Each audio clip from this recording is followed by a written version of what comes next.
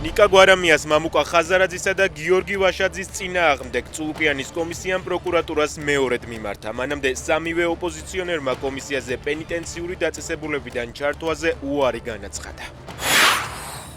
წულუკიანის კომისია გიორგი გახარიას ონლაინ ჩართვას დათანხმდა. დათქმით, რომ გახარია ტექნიკურად გამართულ ჩართვას უზრუნველყოფს. სხდომა 2 ივლისს ჩაინიშნა.